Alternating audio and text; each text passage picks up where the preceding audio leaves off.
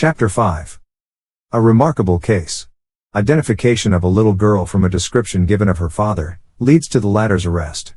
Identification of criminals from descriptions is not always an easy task, for two reasons. First, there are but few men who can intelligently describe a person from memory. This is an art within itself. The second reason is, it takes so little to change the general appearance of a man to such a degree that it is hard to pick him up from a mere description, that is, unless the man wanted has some peculiar feature or form that is very noticeable. The ordinary man, to change his general appearance, has to do but little. A change of shape or style of hat or clothing, the cutting off or growing of a mustache, or even a haircut or shave will often serve the purpose. I have never claimed to have what is today called a camera eye, but I did a piece of identification work while special agent of the Allegheny Valley Railroad in the early 70s, of which I have always been proud, for the reason that there has absolutely never been another case like it in the police annals of the entire country. During the spring 1874, a man giving the name of Joseph Chalfant applied to Mr. Thomas M. King, the division superintendent of the Allegheny Valley Railroad, at Pittsburgh, Pennsylvania, for a situation as locomotive engineer. This man, Chalfant, was a rather remarkable person, appearing to be about 36 years of age. He stood more than 6 feet in height, with extremely long arms and legs. His complexion was dark and sallow, and his hair coarse and black. His neck was very long, with a noticeable Adam's apple. His cheekbones were high, and his nose straight and long. His eyes were beady and black, being set far back in his head and very close together. They were crowned with a bushy pair of eyebrows, which met above the ridge of his nose. Then, to make the picture more complete, his forehead was low, giving his head a small, bullet-like appearance. The reader can see that a description of this man, if given accurately and with any care, could be almost as good as a photograph. Chalfant presented a letter of recommendation from the master mechanic of the Lakeshore and Michigan Southern Rye, at Buffalo, N.Y. The letter was very good, and stated that Chalfant had been in the employ of that company for a couple of years, and that he had left its service of his own accord, because he hoped to benefit himself by a change of climate. Superintendent King was a close observer, and a good judge of human nature. He was badly in need of men at the time, and being rather impressed with Chalfant's appearance and manner, he examined him as to the rules governing the movement of trains. He stood a fair examination and was engaged. It is usual for an engineer who has not been promoted on a road, or who comes from another road, to spend several weeks in riding on the engines back and forth over the portion of the road on which he is expected to run. In this way a man could become familiar with all the grades, switches, sidetracks, curves, signals and so forth. Chalfant was given a copy of the company's rules and an order to learn the road. When he had done this, he was given freight engine number 42 to haul freight between South Oil City and Pittsburgh. One day he was given a train of empty oil tanks at Pittsburgh, and started for South Oil City with them. He arrived there in due time and turned the cars in safely. The following evening he was given a train of 45 full oil tanks with orders to take them to Pittsburgh. When he reached Sarah's Furnace, about half the distance to Pittsburgh, he received orders to run upon the sidetrack there and allow a northbound freight to pass him. He took the siding as he had been ordered, and in due time the first section of the freight met and passed him there. The engine on this section carried 2 red lights, which is the warning to railroad men that another section is following the first one, and it has the same roadway privileges as the first section. It therefore became the duty of Chalfant to remain upon the siding until the second section had passed him. Instead of doing this, however, Chalfant pulled out on the main line and started for Pittsburgh. About 1.5 miles south of Sarah's Furnace there is a curve known as Hardscrabble Curve, which is one of the shortest and most dangerous curves on the road. Here on this curve Chalfant's train collided with the second section, which was going north. Both engines were about the same size and weight, so when they met, the force of 95 empty cars going north and 45 loaded cars going south caused the engines to rear up in front, crushing the machinery of both. The fire from the boilers immediately spread, and soon the oil tanks were a mass of flame. As the heat grew greater, the tanks exploded, scattering the blazing oil over the surface of the Allegheny River. The current was quite strong and it carried the blazing oil downstream for miles, spreading destruction as it went. The heat from the oil changed the wreckage into a mass of molten metal. Chalfant's fireman was crushed to death, as was his front brakeman. The same fate overtook the engineer, fireman and brakeman of the northbound train. The bodies were cremated in the blazing oil. At this time oil was worth from $7 to $8 per barrel. The amount of oil lost totals up to nearly $200,000 in value. The company's loss in property was not less than $500,000, besides being responsible for the loss of the 5 lives. All this destruction was caused by the incompetency of Chalfant and the negligence of his conductor. Chalfant luckily, or rather unluckily, escaped with his life by springing from his engine cab out upon the bluff side of the track. Here he climbed an almost perpendicular cliff about 400 feet high. The blaze from the oil had burned nearly all the clothing from his back, and had singed the back of his head and neck into a blister. He escaped into the hills. The officers of the company at Pittsburgh were notified immediately by wire, and a wrecking train and crew were sent to the scene post haste, in charge of Superintendent King. They arrived at the wreck early the following morning. Here Superintendent King learned what facts he could as to the cause of the wreck. He then wired to me to come to the wreck on the first train. I was at Oil City at the time, and left immediately, arriving at the wreck about noon. On my arrival Mr. King walked a little distance down the track, out of earshot from the noise of the wrecking crew, and sat down upon a log. He then told me what he had learned and as to the cause of the wreck. He also proceeded to describe Chalfant to me. He was so deliberate and careful in this description that it took him nearly an hour to do it.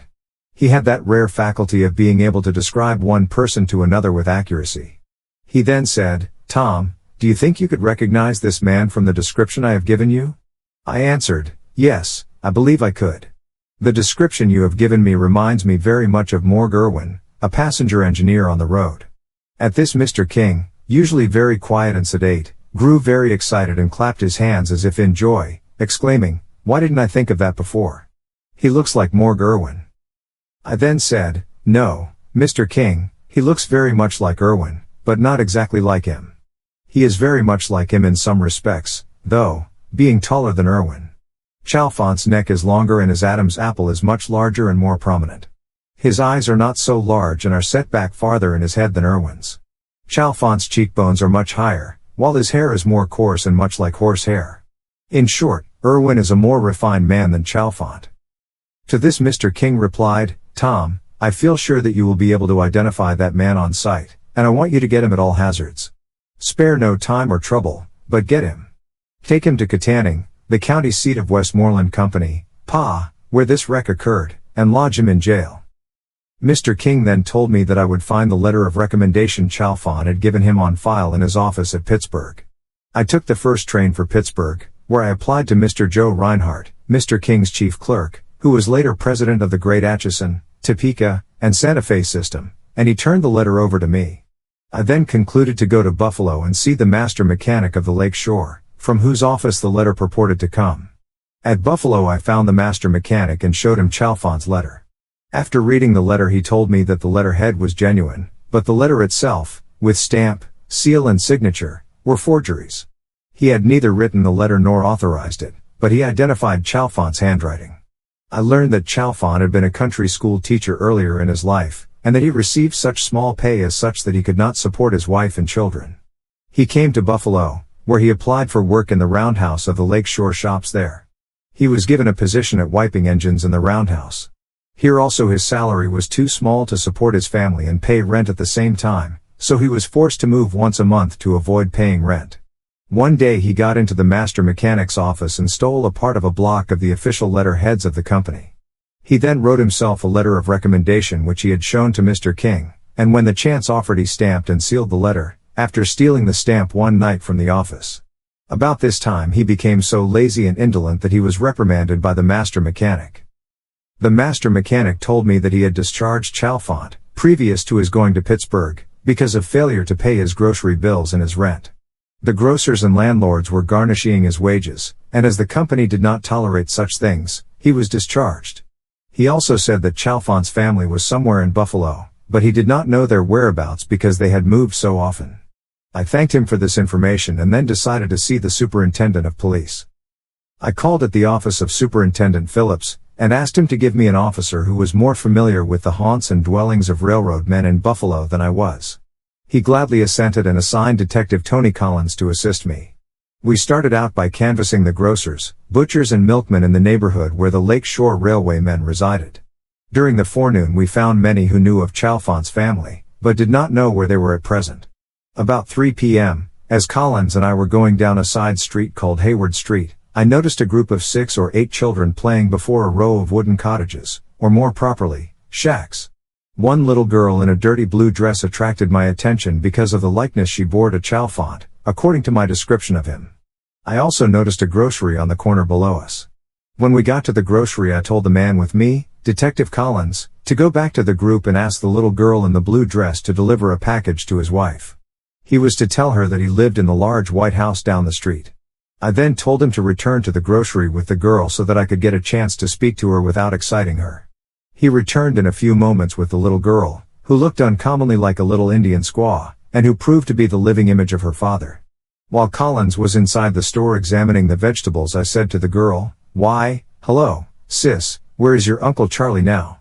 She smiled and said, "Oh, do you know Uncle Charlie?" I said, "Oh, sure, I know him well."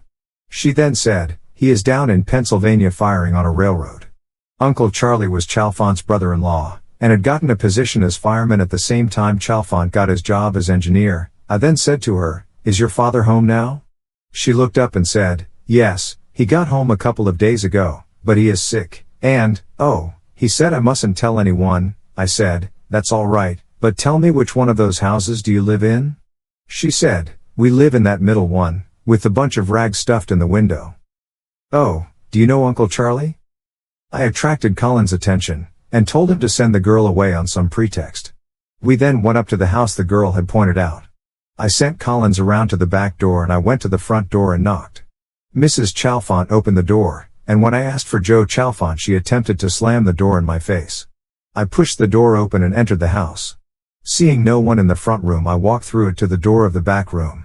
Here I saw Chalfont seated before a window with his head and neck all swathed in bandages. As I entered the room, he said, without moving, "Well, Mr. Furlong, you have got me." I answered, "Yes, Joe, I am sorry to say I have." This showed conclusively that I had been pointed out to him while he was on the road without my knowledge. Here I will state that up to the time I entered that room I had never seen Joe Chalfont himself, nor a picture or photograph of him. He had seen me and had heard me speaking so that he knew my voice. I had suspected from the first that Chalfont might know me, so when I saw the little girl, whom I believed was his daughter, I did not stop in front of the houses in which I supposed the children lived, but kept on to the grocery store. This is the only case of its kind on record in which an officer picked out a child from a group of children and recognized her from a description of her father, whom the officer had never seen. I arrested Chalfont and took him to Katanning, as Mr. King had ordered. I then went to Pittsburgh and reported in detail to General Superintendent J.J. Lawrence. Meanwhile, it dawned upon me that I had done a rather commendable thing in arresting this man Chalfont, and I was expecting a little praise from the General Superintendent. Imagine my surprise, upon being ushered into his office, at his beginning to reprimand me for arresting Chalfont. He said, "Furlong, you have gotten this company into a lot of trouble by arresting this man." To this I replied, "Why, sir, Mr. King ordered me to get him at all hazards, and I simply carried out his orders." He then went on, in a most bitter tone, "Well, you should not have done it. I think I shall be forced to discharge you for so doing. From your reports from Buffalo I see that Chalfont was not an engineer, and, therefore, an incompetent employé. That makes this company liable to damages for the lives lost, and for all the property destroyed in that wreck. Don't you see what you have done?" I was angered at his words, and said, "Colonel Lawrence, if you did not want that man arrested, Mr. King should not have ordered me to get him. I believe I am entitled to some little credit for the capture of this man, in view of the fact that the feat is so far unparalleled. So far as discharging me goes, that will be unnecessary, for I have already quit the service of a company which does not approve of my work." To this Colonel Lawrence replied, "Furlong, I beg your pardon, and want to compliment you on your good work on this and other cases, but when this case comes to trial all the facts of Chalfont's incompetency will be laid bare, and it will cost us a lot of money." I then said, "Oh, I can fix that. What can you suggest?" He asked me. "I will get some prominent lawyer," I said, "to sign his bond. He will be released, and as the quarterly session is nearly 3 months away, it will be hard to find him in 3 months. Colonel Lawrence said, "See that that is done and I will greatly appreciate it." A few days later a prominent lawyer of Katanning signed a bond for Chalfont's appearance in court. He was released and at once set out for parts unknown.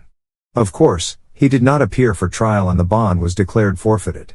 Through professional courtesy the bond was never collected. Chalfant was not heard from until the railroad strike at Pittsburgh in 1877, when he again appeared in Pittsburgh under an alias, and got a job on the Panhandle Rye, running a passenger engine on the McDonald accommodation. He got partly over the road on his first trip, and failing to get the proper amount of water in the boiler, the crown sheet blew out of the locomotive, scalding his fireman badly. He again took to the woods and disappeared, and to my knowledge has not been heard of since. Chapter 6. Tracing Train Wreckers. Review of a crime which ranks with the Los Angeles dynamiting case for heinousness, how confession were obtained. What many of my friends, who are familiar with the case and all of its details, believe to have been my best piece of real detective work during my long career at the business, was done on what is known as the Wyandotte wrecking case in 1886. While much has been written about this case, yet all the real facts have never appeared in print. The crime, which was the aftermath of the Knights of Labor strike on the Gould Southwest system that spring, occurred on the early morning of April 26. Freight train number 38 on the Missouri Pacific was pulling slowly into Wyandotte, now Kansas City, Kansas, and on reaching a point near the North Depot on the banks of the Kaw River, the engine and several cars suddenly left the track, rolling down the embankment and some of them into the river. The fireman, Benjamin F. Horton, and the head brakeman, George Carlisle, who were on the engine, were pinioned beneath the wreckage and were dead when taken out. The engineer, J. H. Fowler, was severely injured, dying within a few months from his injuries. The conductor, A. Spaulding, who was in the cupola of the caboose, was thrown from his seat to the floor and painfully bruised and badly shaken up. The rear brakeman, whose name I do not now remember, was the only one of the crew to escape either death or injury. The discovery immediately after the wreck of unmistakable evidence that it had been caused by wreckers, and because of the prominence of the men who had lost their lives thereby, caused a great sensation and much indignation. The dead fireman was a member of the Brotherhood of Railway Firemen and the brakeman a member of the Brotherhood of Railway Trainmen. All of the newspapers, not only of Kansas City, but of the entire country, denounced the wreckers in no uncertain terms, as did all decent and law-abiding citizens. I will add right here that the facts brought to light at the trial of the men charged with this crime, more than to any other one thing, caused the disintegration or dissolution of the Knights of Labor. In other words, it was the beginning of the end of that once powerful organization.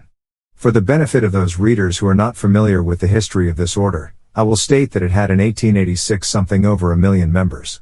It had a veritable mushroom growth. No class of people were ineligible to membership, all trades and professions, as well as races and tongues, provided they were males over 18 years of age, and had the price of the initiation fee, usually $1, could join. The color line was not even drawn, as it is in most secret societies. Of course, some good honest men were on its roster rolls, but it was dominated by a brazen gang of mountebanks, agitators and crooked politicians and others seeking power and prominence. To gain a point, the officers of the organization would stop at nothing. If coercion failed in its purpose, the boycott and more harsher methods were substituted. In short, a veritable reign of terror existed throughout the Middle West. To illustrate their methods better, I will state that if a merchant or other person in business, through a slip of the tongue or otherwise, made even the slightest remark reflecting on the order, or even one of its leaders, he was a marked man thereafter, his business ruined, and he, of course, driven from the country. Businessmen were often subjected to this treatment, and worse, for simply refusing to join the order. In many of the western cities it was impossible for a man who did not join the order to be elected to office, however deserving or competent he might be. Seen at the Wyandotte wreck, a crime only paralleled by the Los Angeles dynamiters. At the time the wreck occurred, I was very busy in St. Louis looking after cases that had grown out of the great strike on the Gould system, of which I was chief special agent. The strike, which had been over but about a month, was a long, bitter struggle, entailing much work on my department, and had resulted in a victory for the company. I could not get to Wyandotte to investigate the wreck until nearly a month had elapsed. In the meantime, the railroad company had offered $2,500 reward for the arrest and conviction of the guilty parties, and $1,000 for any information which would lead up to such conviction. After looking the ground over, I became satisfied that this diabolical crime had been committed by some member, or members, of the Knights of Labor, either out of revenge or to harass the company and divert traffic from the road. After satisfying myself on this point, I returned to St. Louis and requested Vice President Hoxie to withdraw the offer of a reward for the conviction of the criminals, as I was then, and am now, opposed to offering rewards in such cases. Mr. Hoxie was in bed sick at the time, but he issued the order as requested, and I promised him that I would personally go to work on the case. A few days later, while I was engaged in laying plans for working out a solution of the case, a bold attempt was made to wreck another train near Tampu, a short distance north of where the first wreck had occurred. A couple of guards were on this train, and these men and some of the crew, who saw the wreckers, gave chase and succeeded in arresting one of them. This man proved to be O.J. Lloyd, a member of the executive board of the Knights of Labor, in charge of the late strike. Prior to the strike, he had been employed by the Missouri Pacific Company as a switchman and had been a very active member of the committee. About this time, my department was badly in need of a thoroughly trained criminal lawyer to prosecute the cases growing out of the big strike, and at my earnest solicitation, Marshall F. McDonald, former circuit attorney of St. Louis, one of the best criminal lawyers of his time, was retained by the company for the purposes named, and given authority by Vice President Hoxie to employ all other counsel needed. Mr. McDonald accordingly employed ex-Judge Laughlin and Judge R. S. McDonald to assist him. A few days later, these three lawyers and myself met the Honorable Bailey P. Wagoner, General Attorney for the state of Kansas for the company, by appointment at Kansas City. We visited the scene of the crime. As we were on the bank overlooking the place where the engine and cars had left the rails, I told the lawyers that I was satisfied that Lloyd, the man in jail for the Tampu affair, was also implicated in the Wyandotte crime, and that I proposed to get a confession from him. "How are you going to go about it, Tom?" asked Judge McDonald. "I am going to get it through a night of labor," I replied, and gave the gentleman a short outline of the plan I had evolved in my mind for getting the confession. After I had finished, the lawyers all thought my scheme was a good one, but not one of them thought it could be carried out. I will admit that, because of the peculiar situation in Wyandotte County at that time, I knew I would have to be very careful or my scheme would not work. The mayor, sheriff, jailer and, in fact, all of the city and county officials, even policemen and constables, excepting Judge Hindman of the Circuit Court, were members of the Knights of Labor, and of the same local lodge as the prisoner, consequently were very friendly disposed towards him. As everyone familiar with such organizations as the Knights of Labor knows, I would have had but little trouble to find a member among them who would betray the secrets of the order for a few paltry dollars and thus enable me to obtain the information I so much desired from Lloyd, but I decided on another plan, as I never considered a man who would violate his obligation to be upright and honorable. In a word, in trusting such men one is liable to receive what is known in slang parlance as the double cross. Locked up in a safe in my office was a ritual and bylaws of the Knights of Labor, and a book of instructions showing how to initiate new members, together with the annual and semi-annual passwords, and the hailing and distress signs and various signals used by the members of the order. So I decided to set up a little Knight of Labor factory of my own and make a member that I could trust with the work in hand. I had an operative in my employ at that time named George Fowle. He had for a long time been in the train service of different railroads of the country, and I selected him as the man to be trusted with securing the confession from Lloyd. I took Fowle into my private office, and after instructing him carefully as to how to carry out my plans, he was initiated into the mysteries of the order. We took our time and went through the initiatory work carefully, so that when Fowle left for Wyandotte the next day to play the part of Brother Alfred in the drama that I had staged for that town, he was as well posted on the secret work of the order as though he had just passed through the Grand Assembly, as the governing body of the order was called. On arriving at Wyandotte, Brother Alfred proceeded at once to the headquarters of the organization, where he made himself known as a special envoy and minister plenipotentiary of the head assembly of the order at Scranton, Pennsylvania. His mission was to investigate the conditions as he found them in Wyandotte, so that the head officers at Scranton would know exactly what was going on in the West. He also hinted that the General Master Workman and Grand Treasurer Hayes had empowered him to use his own judgment about what was to be done in the case of Lloyd, who was in jail on the train wrecking charge. Brother Alfred also called on the sheriff, who was a Knight of Labor, and after giving him the grip, asked to be allowed to consult with Lloyd. The sheriff readily granted the request and Brother Alfred was ushered into the jail, where he was closeted with Lloyd for more than an hour and a half. After introducing himself to Lloyd, Brother Alfred dispensed with all formalities and at once began a discussion of the charge against the prisoner. Of course, Mr. Powderly, Mr. Hayes and the other head officers of the order and myself know that you are all right, Lloyd, and that you will not make a confession, but in cases of this kind, where there are so many on the job, someone will squeal when they are arrested, as they all will be, for the Goulds have a lot of detectives on the case, headed by Tom Furlong, and it is only a question of time until they are all run down.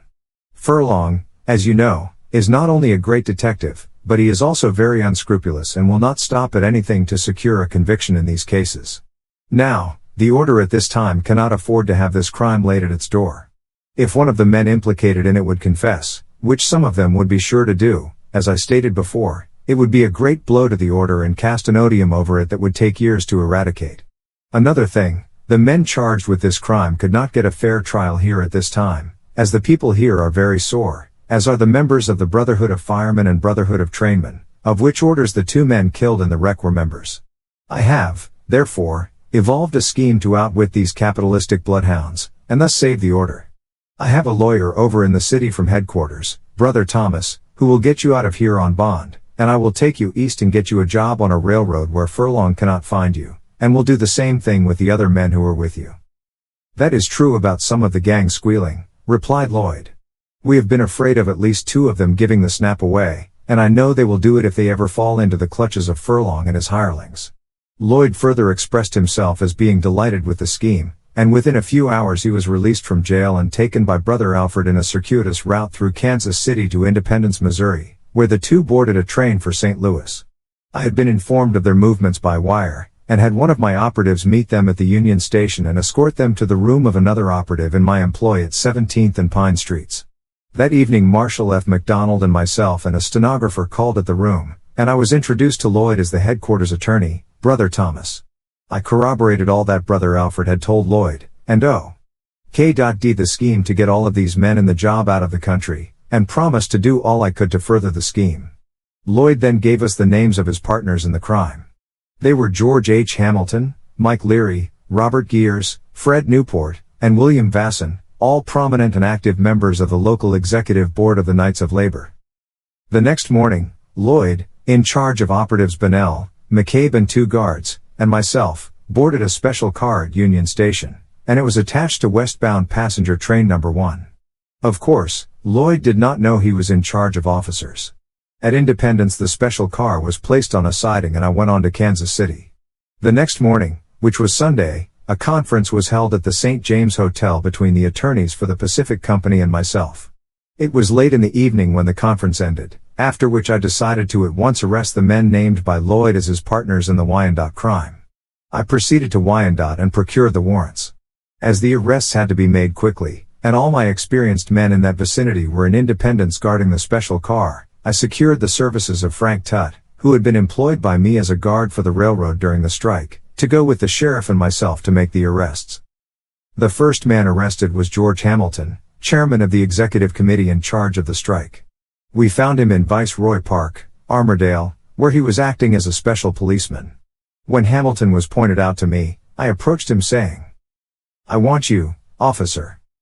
"What for?" asked Hamilton. "Murder," I replied. Had Hamilton been cracked on the head with his own club he would not have been more surprised. Before he could recover, the club was taken from his hand and his pistol from his pocket, and his big star from over his palpitating heart.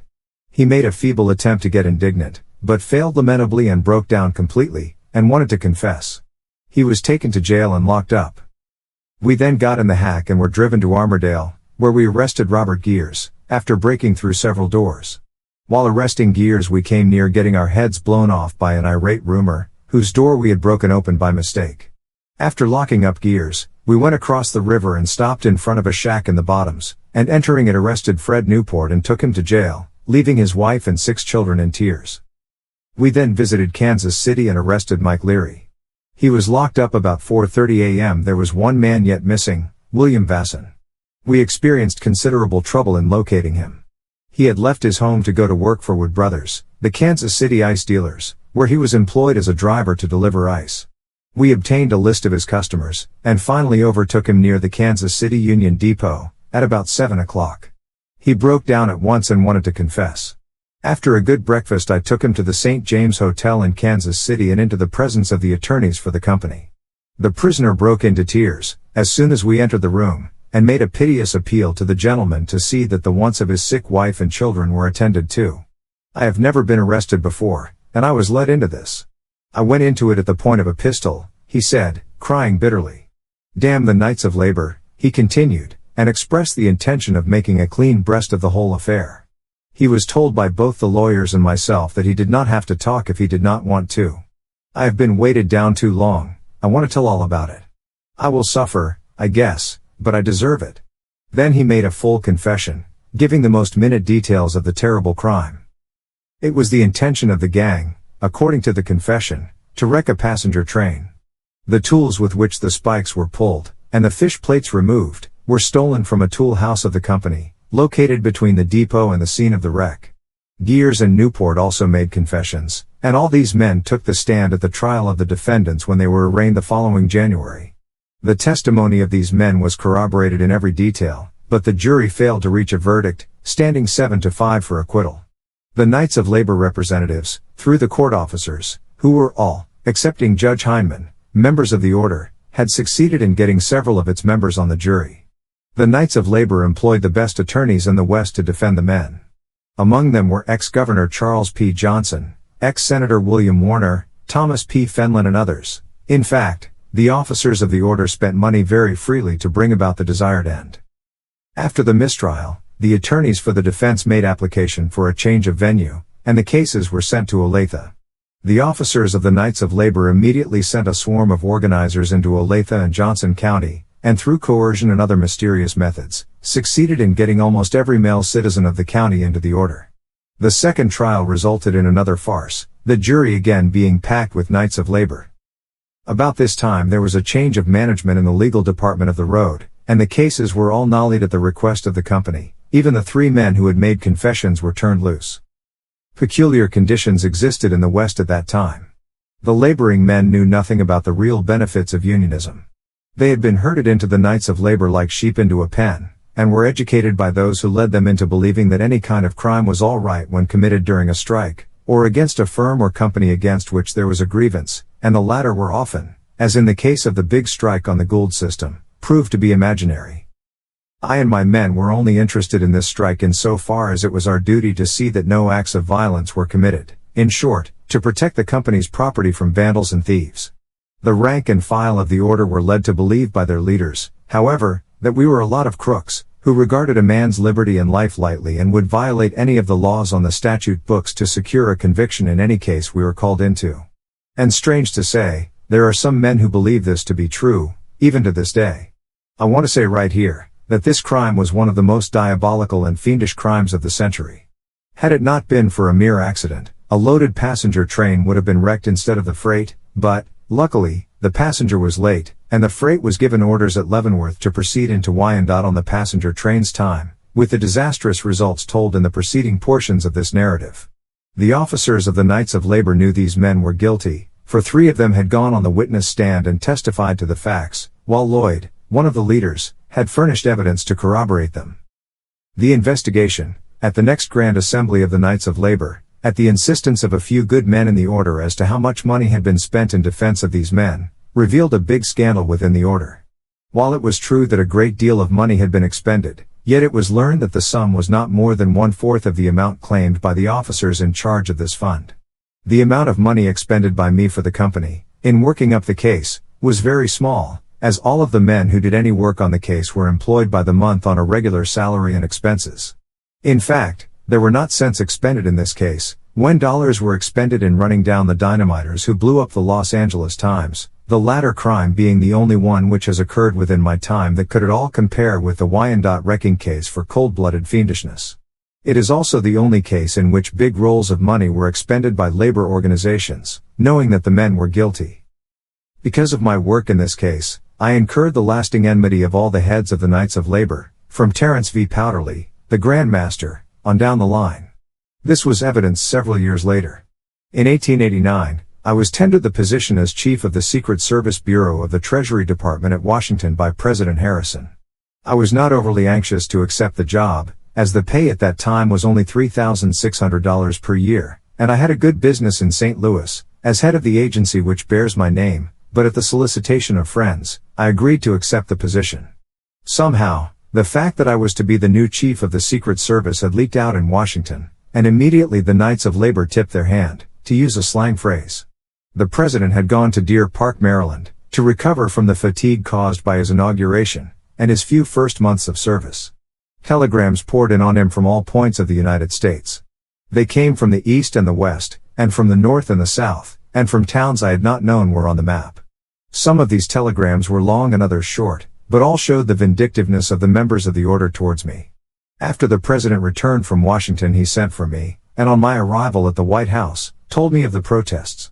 To offset these, I presented letters from ex-Governor Johnson and Major William Warner, chief counsel for the men I had arrested for the Wyandotte crime, which stated in terms that could not be misconstrued, that I had done nothing but my duty in that case, and testifying further that I had been very respectful and magnanimous to the prisoners on trial, in short, that I had done nothing to secure a conviction that was not entirely honorable.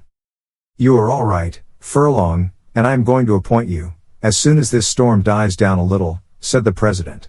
Of course, I was a little put out by the delay, and told the president that if I accepted the place my commission would have to be handed me not later than January 1st.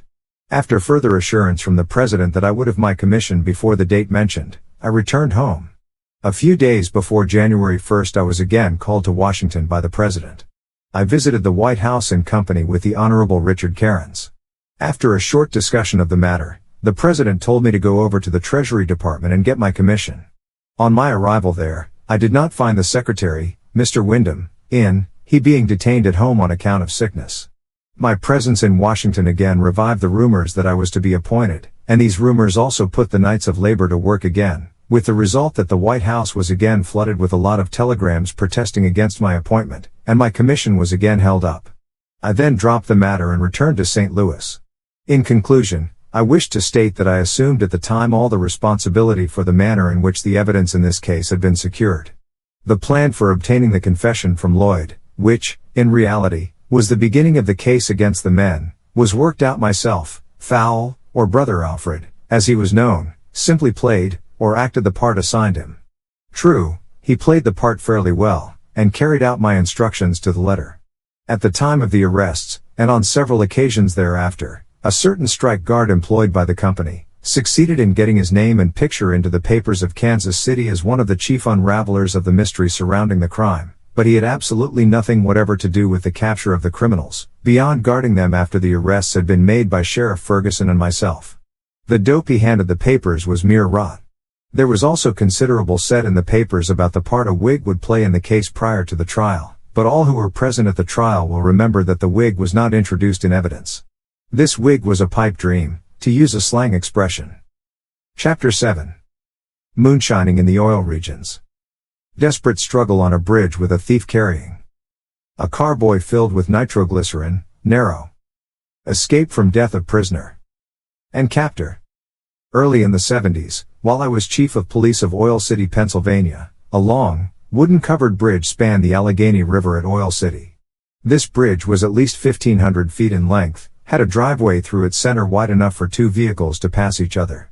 This driveway was boarded up closely with siding, which separated it on either side from the footwalks, which were about 6 feet in width with a high railing on the outside. There were lights at intervals along the footwalks, about 100 feet apart. The main structure of the bridge was about 40 feet above the river. The bridge connected Oil City and South Oil City, extending from the south end of Seneca Street in Oil City to South Oil City. South Oil City then, as it is now, was the principal residence portion of the city, while the north side of the river was, and is, the business portion. This bridge was a toll bridge, and there were night and day toll collectors stationed at the little house provided for their use at the north end of the bridge. Their duty was to collect the toll from all drivers of vehicles, and 2 cents from each pedestrian who passed their window at the toll house. There lived in Oil City at that time a notorious character by the name of Tommy Griffith, whose face and form had become familiar to all the residents of the town, also of the adjacent country. Griffith was a Welshman by birth, middle-aged, stout and heavily built in stature, had a wife and a large family, and resided in South Oil City, at that time owning his own home, and was apparently fairly prosperous. He was a man addicted to drink, and was known throughout the country as the Prince of Moonshiners. Moonshiners, in the oil region, were men who made a business of putting explosives, which were called torpedoes, into oil wells for the purpose of increasing the flow of oil. The oil-bearing rock, or crevices in the oil-bearing rock, which were usually found near the bottom of the oil wells, would get clogged with an accumulation of paraffin. After the well had been producing for a while, the inlet to the well would become clogged with this accumulation, when the owner of the well would resort to the torpedo. These torpedoes were composed of a tin can or case, which would hold from 1 to 4 quarts of nitroglycerin, which is a liquid that resembles lard oil very much, and is one of the most powerful explosives known, if not the most powerful. The cases, or tin cans, were round and nearly the size of the wells in diameter. The oil wells in those days were usually 4 1/2 or 5 inches in diameter. The cases were long enough to hold the quantity required for the explosion, and were lowered from the top of the well by means of a copper wire, which was attached to the percussion cap at the proper depth in the well. Then a heavy weight, the wire through its center, would be sent down from the top over the wire and would strike the cap on the torpedo. This would cause the explosion, and would shatter the oil-bearing rock and jar the paraffin, thereby making the opening by which the oil found its way into the well, and increase the production wonderfully for a period, or until the opening became clogged again from the same causes. Then the same remedy would be applied, and for this reason the torpedo business was a very profitable business, as this nitroglycerin was sold at the rate of about $10 per quart. There was, at the time I am writing of, a company known as the Roberts Torpedo Company, who had a monopoly of all the explosives and torpedoes used in the oil wells for the purpose before mentioned. The Roberts Company owned and operated the factories at which nitroglycerin was made. They employed only men who were experts in the torpedo business, as the handling of torpedoes was very hazardous and dangerous, the nitroglycerin being treacherous and liable to explode at any time, either from concussion, friction or heat. In fact, nitroglycerin is liable to explode spontaneously or without any apparent cause, so that the most expert handler of the stuff does not really know when he may consider himself safe when near a quantity of it. The Roberts Company also had a number of what they call magazines, which were located in isolated spots all through the oil regions. These magazines were places for storing quantities of the nitroglycerin, and usually close to a producing district, so that the operator in charge of said district could obtain a supply of it when he required it for use in his territory. The moonshiner made a practice of breaking into these magazines and stealing the explosives, which usually were placed in a square tin can which held from 20 to 40 pounds. These heavy tin cans, or cases, were called carboys, and had a heavy wire handle attached to the top with a short spout at one corner of the top of the carboy from which the nitroglycerin could be poured. As I said before, it was like lard oil, and of about the same consistency. These moonshiners would steal 3 or 4 carboys at a time, concealing it in the mountains, and when they got an order from a producer for a torpedo they would fill the order and put in the torpedo in proper shape, as they were as expert in the handling of this dangerous explosive as the Roberts Company's men were, as many of them were ex-employees of that company. Prejudice existed among the smaller producers against the Roberts Torpedo Company, as they complained that the Roberts Company were charging them extortionate prices for torpedoes, therefore the moonshiners were protected to an extent in their nefarious business. Upon the night of which I am writing it was after midnight when I left my office at the City Hall on the north side, and started for my home on the south side. I started on foot, and when I reached about the middle of the bridge before described, I heard footsteps coming towards me on the same footwalk that I was on. I looked up and saw and recognized the familiar form of Tommy Griffith, as he was passing a light which was about 150 feet from me. He was coming directly towards me, and was evidently intoxicated, as he staggered from side to side of the footwalk. First he would stagger against the enclosed side, and then back to the outside railing. Every time he came in contact with the bridge I could hear a slight thud. He was carrying a gunny sack upon his shoulder, containing a carboy of nitroglycerin, and I thought it would explode any moment, as he was continually striking it against the sides of the bridge as he staggered. Then again he was liable to stumble and let it fall, which would have been fatal both to himself, me and the bridge. I thought of all of these things in a great deal shorter time than it has taken me to write about it.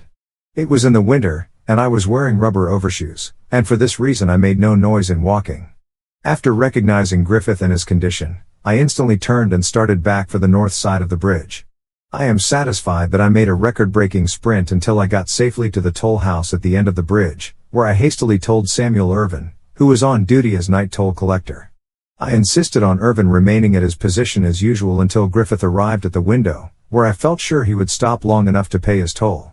Irvin was sitting in a bay window with a slide in front of him through which he could take the toll, and he could also see every person coming or going over the bridge.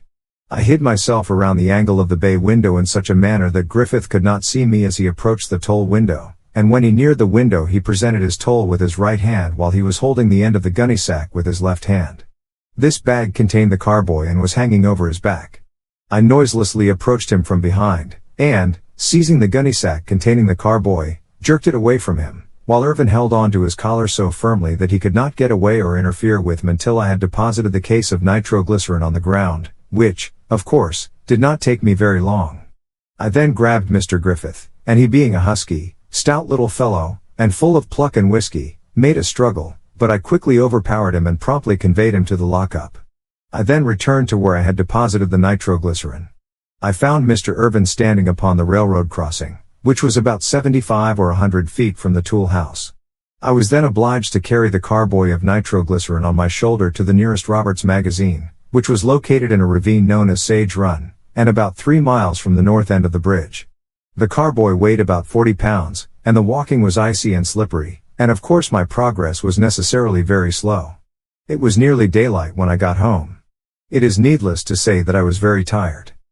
We had been informed of the theft of more than a ton of nitroglycerin from a Roberts magazine, which occurred a few days prior to the night in question, and after daylight the following morning I visited the home of Griffith, which was situated in a good residence portion, and surrounded by a number of good homes and families.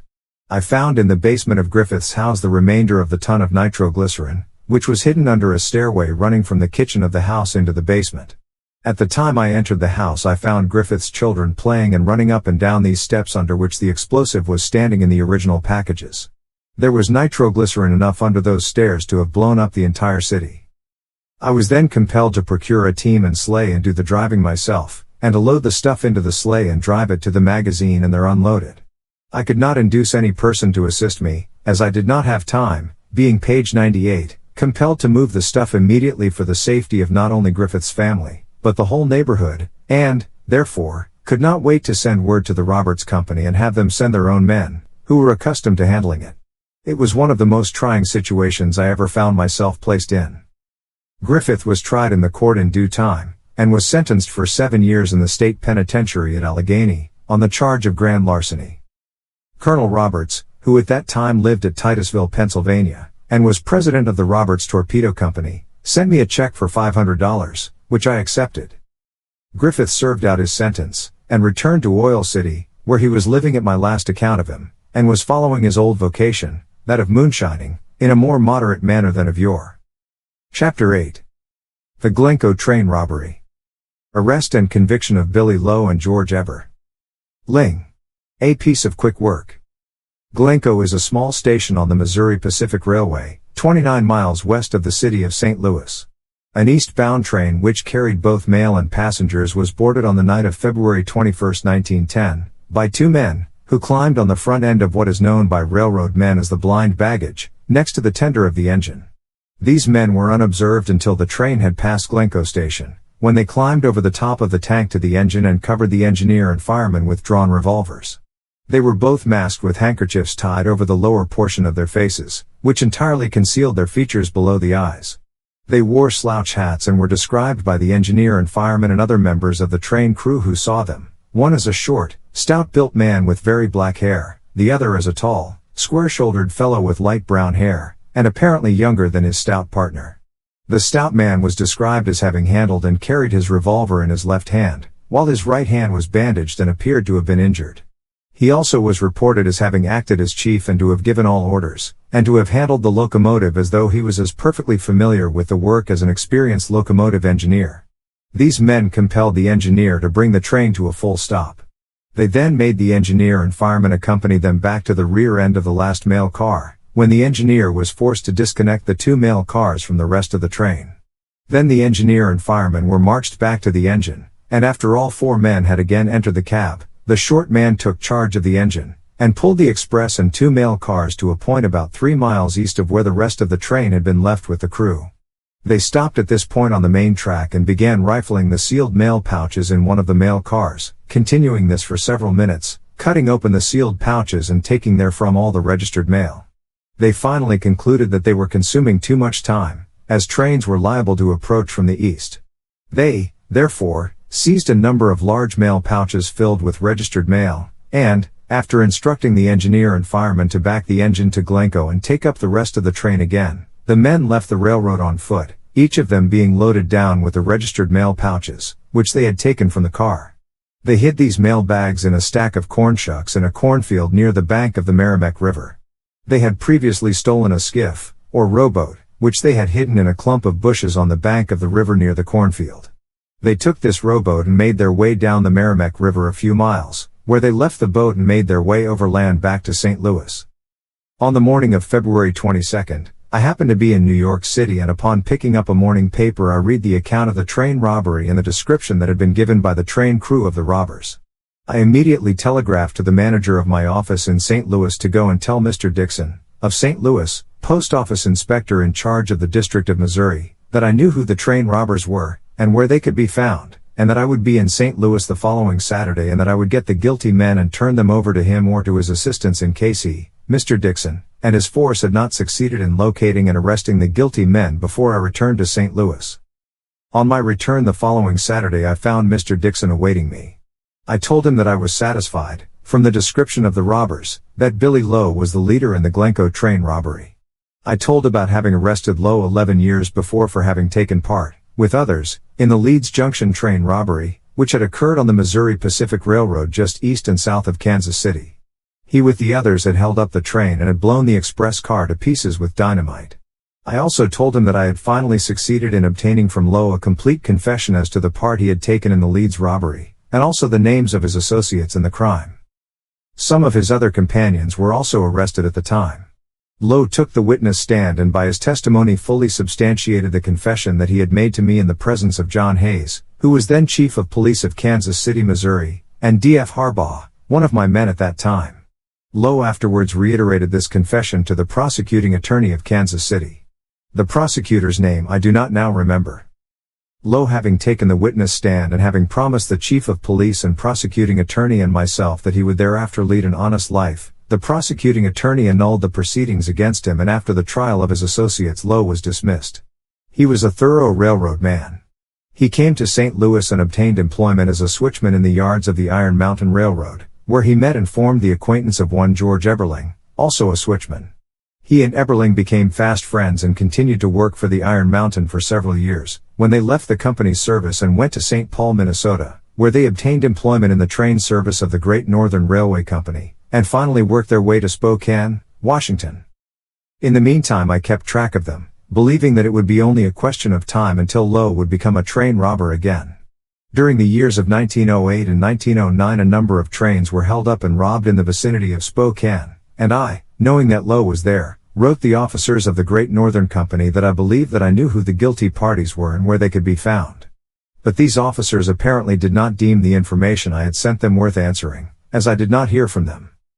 I knew that both Billy Lowe and Eberling were in St. Louis prior to the Glencoe train robbery.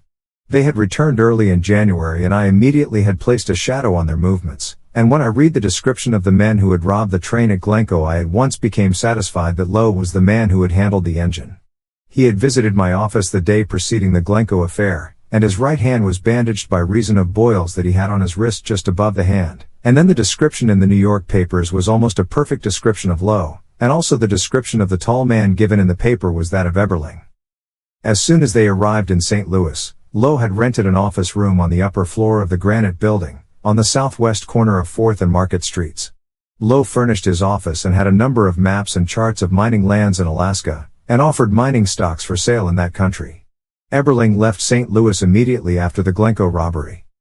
A day or so after the robbery, a country merchant, who resides in a small town near Kansas City, furnished the post office inspector with a clue which afterwards proved that I was right in suspecting Lowe and Eberling of the crime. This merchant owed a St. Louis wholesale house a bill in the neighborhood of $100. He had, on the day before the robbery, remitted the amount by registered letter, keeping a memorandum of the size, series and numbers of the bills. When he first heard of the robbery, and knowing that his package was probably a part of the loot, the merchant sent a copy of the memorandum to the post office inspector. The inspector had several hundred copies of the memorandum printed and forwarded to the officials of the banks within a radius of 500 miles of St. Louis. Within 24 hours after the distribution of these circulars, one of the bills, a $10 gold certificate, was presented at the receiving teller's window of a Hot Springs National Bank, by one of its lady depositors, the keeper of a rooming house in that city. On being questioned as to where she had obtained the bill, the lady told the teller one of her roomers, Mr. George Eberling, had given it to her in exchange for a week's room rent. In the meantime, I having learned that Eberling had gone to Hot Springs and his address there, notified Inspector Dixon, who immediately sent one of his assistants to Eberling's lodging place, where he secured an adjoining room to enable him to keep a closer watch on the suspected mail robber. The teller of the bank reported the finding of the bill to Inspector Dixon promptly, and we immediately planned the arrest of Lowe. The following morning, accompanied by two of Mr. Dixon's post office inspectors, James Smith, Chief of Detectives of St. Louis, and two of his men, and my assistant superintendent, J. S. Manning, I went to Lowe's office in the Granite Building, having previously been advised by Mr. Manning that the man under suspicion was in his office. I pointed Lowe out to the city officers, who arrested him promptly. He was locked up, and after his arrest, Mr. Dixon telegraphed his inspector at Hot Springs to arrest Eberling immediately and bring him to St. Louis. After Eberling had been arrested at Hot Springs, when he was asked how he got possession of the $10 note, before mentioned, he confessed that he had gotten it from Billy Lowe and made a further and full confession as to how he and Lowe had robbed the train at Glencoe. Lowe did not make a confession, nor did he make any admission as to his connection with the robbery. On the contrary, he strenuously denied everything. In his confession, Eberling stated that Jimmy Lowe, a younger brother of Billy's, knew all about the robbery, and would have taken part in it but for the fact that he became intoxicated on the evening the robbery was scheduled to take place and could not make the trip. Eberling also stated that James Lowe had visited the cache in South St. Louis where the guns and masks had been hidden, and brought them to St. Louis and delivered them to Billy Lowe at his mother's house. The amount of money secured from the rifled mail pouches, according to Eberling, was between $600 and $700, but the pouches which had been stashed in the cornfield by the robbers, and afterwards recovered by the officers, contained a great deal more than this amount. Eberling and Lowe were tried in the April term of the federal court at St. Louis and were convicted, Lowe being sentenced to 43 years at Leavenworth, United States Penitentiary, and a fine of $3,000, or the equivalent of 2 years in prison. Eberling was sentenced to 18 years in Leavenworth prison, and fined $3,000. Jimmy Lowe, who had laid in jail for months and had taken the witness stand for the government, was released and is now leading an honest life, so far as I know. After arriving at the penitentiary, Eberling made a further confession in which he stated that he and W. W. Lowe had held up and robbed 11 trains at different points on the Great Northern and the Northern Pacific Railway lines in the vicinity of Spokane, during 1908 and 1909, and in this statement he described so accurately the places at which he and Lowe had hidden certain property they had secured in these robberies that the United States authorities went to the places designated and recovered the property. Lowe and Eberling have since been indicted for these robberies, proving conclusively that I was right when I wrote the officers of the roads named that I believed I knew who the parties were who had been holding up and robbing their trains. The Great Northern and the Northern Pacific had offered rewards for the arrest and conviction of the parties who had committed these depredations, which aggregate, I understand, $20,000, but, as I have always strictly adhered to a rule that I formed early in my career, never to work for or receive rewards that might be offered for the arrest and conviction of any person, I did not claim the rewards offered by the two railroads. My reason for not accepting rewards is fully explained in another portion of this book. Chapter 9. A Dallas Murder Avenged. Prompt arrest and conviction of the murderer and suicide of the instigator of the crime. While awaiting trial. Early in the 90s, I received a telegram from James Arnold, Chief of Police of Dallas, Texas, and Ben Cabell, County Sheriff of Dallas, requesting me to come to Dallas immediately for consultation in a murder case. Knowing both gentlemen well, having done business with them before, I answered that I would start for Dallas the following day, which I did. I arrived in Dallas late on Wednesday evening. I found Chief Arnold and Sheriff Cabell waiting for me at the depot. We went to my hotel immediately where we could have a quiet conference. For obvious reasons I will not give the true names of the principals connected with this dastardly crime, but will state the actual facts which led to the arrest and conviction of the murderer, and to the suicide of the real principal. The chief and sheriff told me the nature of the case for which I had been summoned.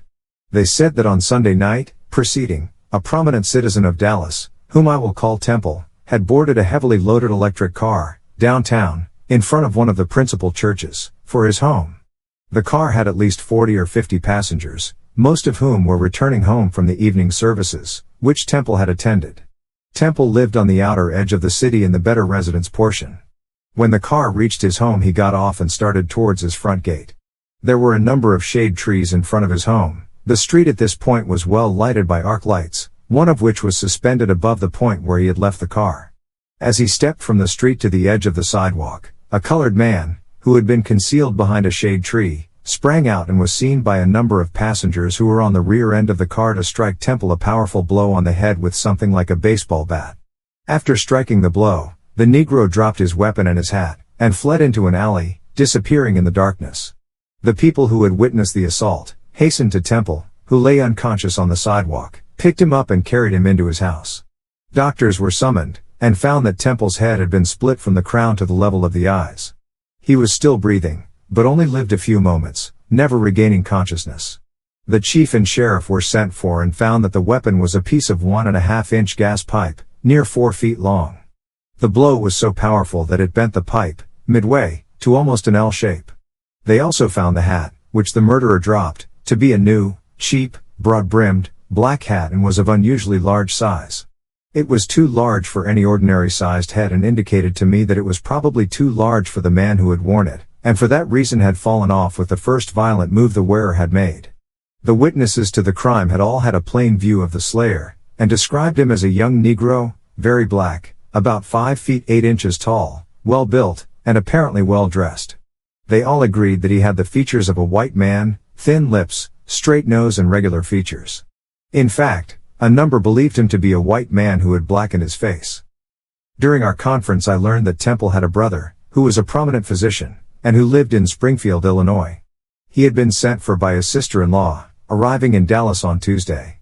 The doctor was anxious to have his brother's assassin brought to justice, if possible, and had asked them to recommend a detective to him for that purpose, so they had wired me to come on to Dallas.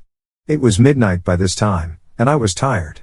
After making an appointment with Sheriff Cabell to accompany him to the scene of the murder the next morning, I retired. Next morning Chief Arnold, Sheriff Cabell and I went over the ground. I examined the hat and the piece of pipe, which the murderer had used, and I noticed that this pipe was new and had been cut from the end of a long joint. It was evident to me that it had been cut to the proper length so that he, the assassin, could conceal it in carrying it to the place of the murder. I then began my investigations. There was a large colony of Negroes in Dallas, as in other Texas towns, but no one seemed to know a colored man who had a white man's features. All the witnesses agreed that they had never seen anyone who looked like the murderer before. It was, of course, necessary for me to discover the motive for the murder, since in all crimes of this character there is a motive. I found that Mr. Temple had been superintendent of a Sunday school. He was also in the wholesale lumber business, and was associated with 2 parties in the business. One of them I will call Smith and the other Perry. When the partnership had been formed they agreed to take out a $10,000 life insurance policy on each other's life, and to carry these policies on the company funds. I learned that Temple had incurred the enmity of a number of citizens. Among them was a brother-in-law, who at one time had been heard to threaten his life. Temple had had some litigation with a sawmill proprietor who lived in East Texas. This litigation involved about $50,000, and had been in court for several years. Finally a decision had been rendered in favor of Temple, a short time prior to his murder. The sawmill proprietor of East Texas had the reputation of being a good citizen, honorable and reliable in business, but had killed 2 or more people, for which he had been exonerated by the courts. From the above the reader can understand that I had already discovered what might prove to be several motives for the crime. At noon on the second day after my arrival at Dallas, I had eaten my dinner and walked out of the Grand Windsor Hotel, where I was stopping, to the corner in front of the hotel, where I stopped for a moment, as I was undecided whether to go up or down the street first, there being people in both directions whom I wished to see. It was raining. There was a fine-looking young woman coming across the street towards me. As she approached I noticed that she was a colored girl, but about as white as myself. Her hair was kinky and of a deep reddish color. Her eyes were large and blue. She was tall, well dressed, but had large brown freckles about the size of a little fingernail. Her carriage was graceful, and were it not for the freckles and kinky hair she would have been called a beauty. Her graceful movements attracted my attention, and as I looked at her a hand was laid on my shoulder. On looking around I beheld Dr. Temple. He said in an undertone, "What do you think of her?" I said, "She is a freak of nature." He answered, "Yes, she is a freak of nature. I noticed her yesterday in that building where my brother had his office. She appeared to be having an earnest conversation with the janitor." After a few other remarks the doctor left me and I concluded to go and see a party that I thought could give me some information. I could not get that colored girl out of my mind, and before I had gone a block I decided that I would go and find out who she was, and what her business was with the janitor of the building where the lumberman had had his office. I knew that Sheriff Cabell would know who this girl was, as he knew everyone in Dallas. I turned around and went back to the courthouse, where I found the sheriff and said, "Sheriff, I saw a colored girl near the hotel a short time ago. Here I described her, and I would like to know who she is and something about her." The sheriff said, "That girl is known as Liza Johnson. You know Emma Johnson? She's the daughter of an old colored woman who lived for many years with Emma Johnson. Her mother died when she was a child and Emma raised her like her own daughter. She's a good girl and Emma thinks a great deal of her. Emma can tell you all about her, and I will take you over to Emma's if you want me to." This he did. We called on Miss Johnson, and the sheriff introduced me, and told her I was a friend of his, asking her to treat me accordingly, to which she assented. I said, "I want to know something about your maid, Liza. I understand that she has been seen in an office building over on Commerce Street and I am anxious to learn what business took her to that building." She replied, "Why, I don't really know, but I reckon I can find out. About a month ago the Negroes here in Dallas had a picnic and Liza went to that picnic. She met a young Negro there and he brought her home. I saw him, and he was good looking, well dressed, and appeared to be fairly well educated.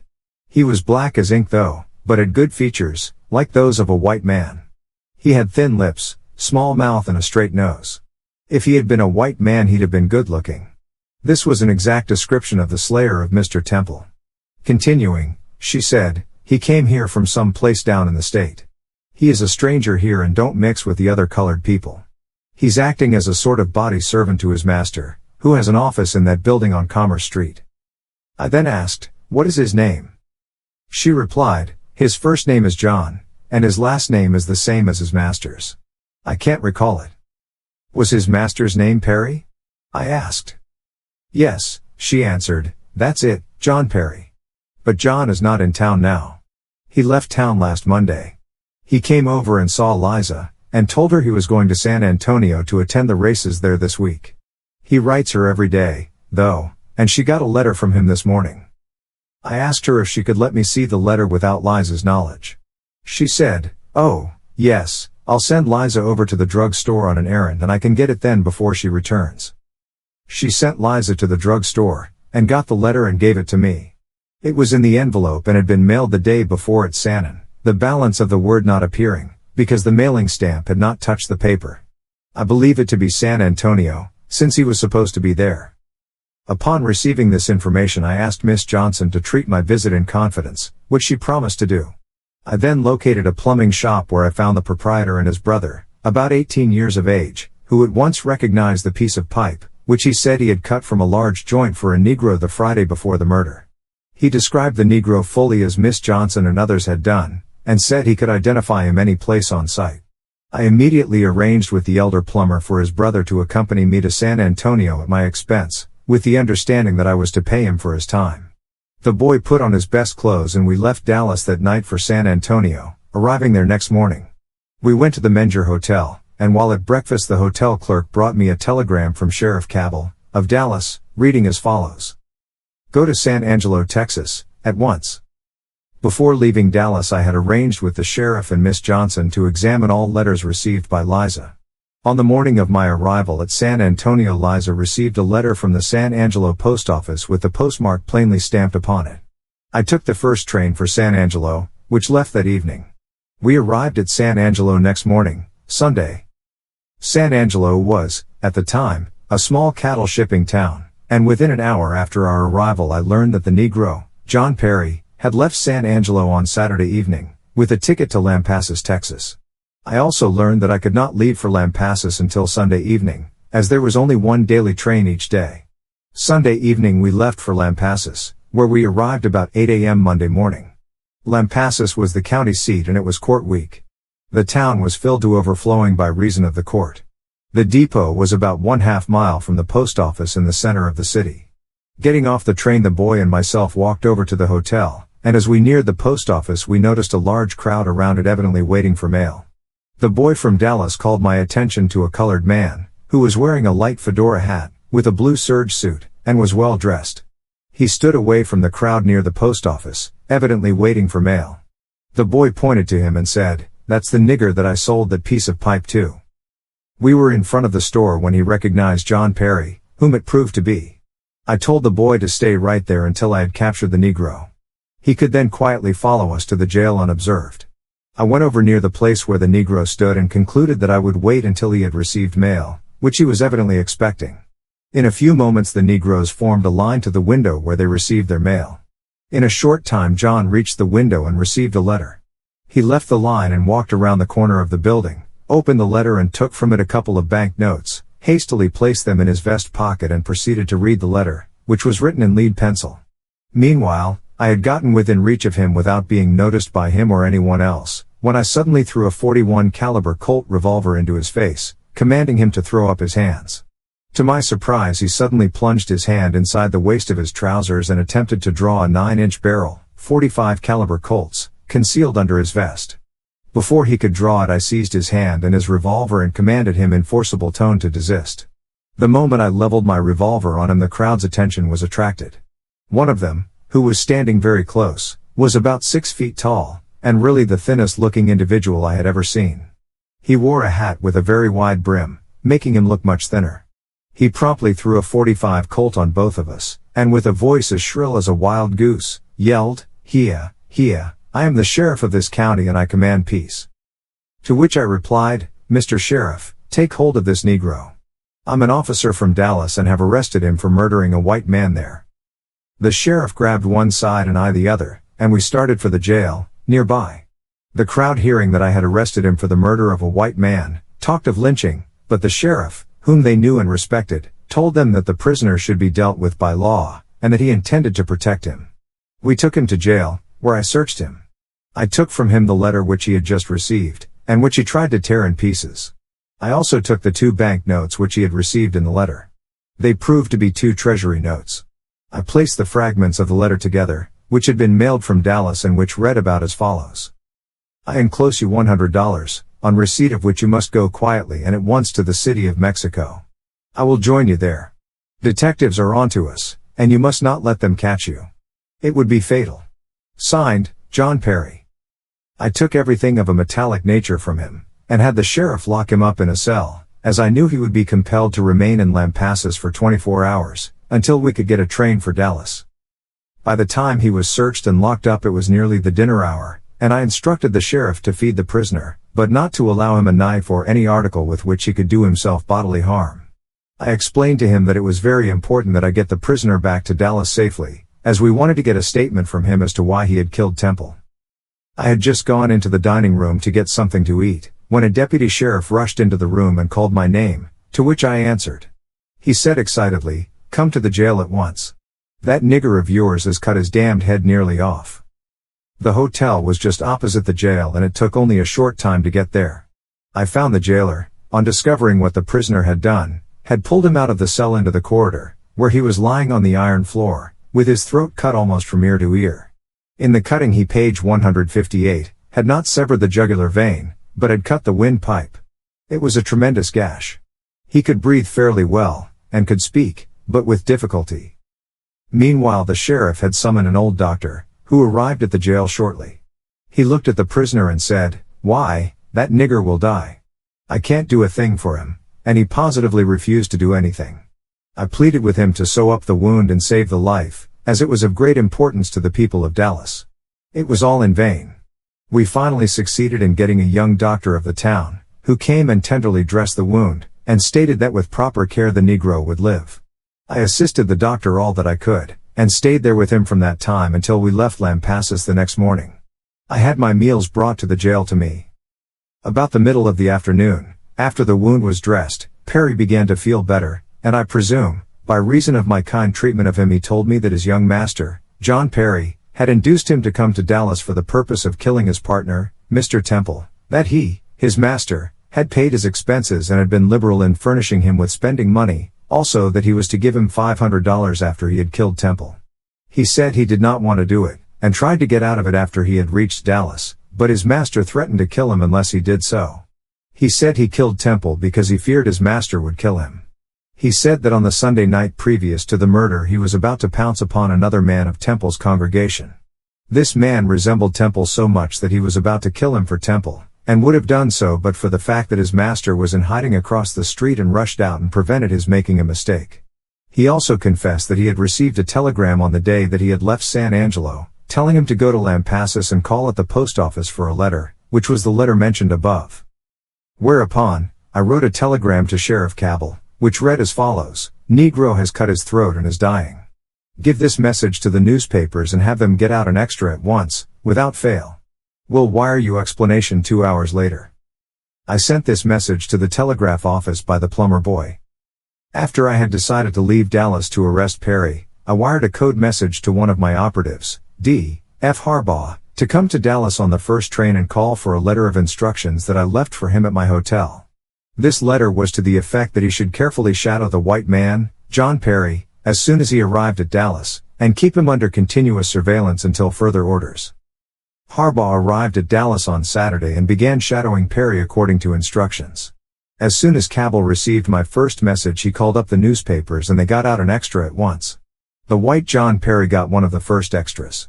He read the account of the colored man having killed himself, and at once left his office and started for his lodgings, about a mile away. On his way he stopped at every saloon en route, they numbered 13 in all, and took a large drink at each place. By the time he reached home he had taken at least 13 drinks. 2 hours after sending the first message, I sent Sheriff Cabell a second one, which read as follows: Negro doing well, will recover.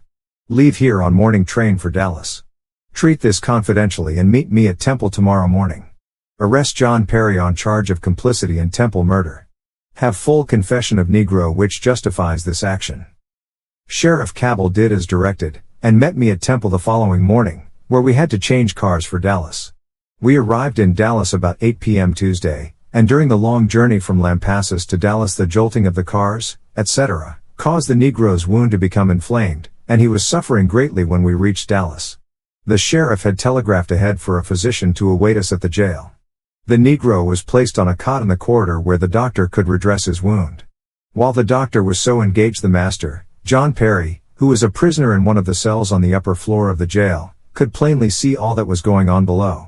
He recognized the Negro and immediately attempted to kill himself by butting his head against the steel bars of his cell.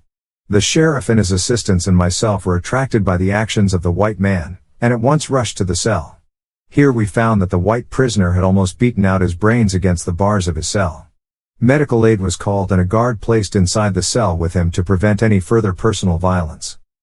The following day the papers were full of what had occurred, and owing to the high standing of Perry, the jail was flooded with sympathizers, among whom were many leading citizens.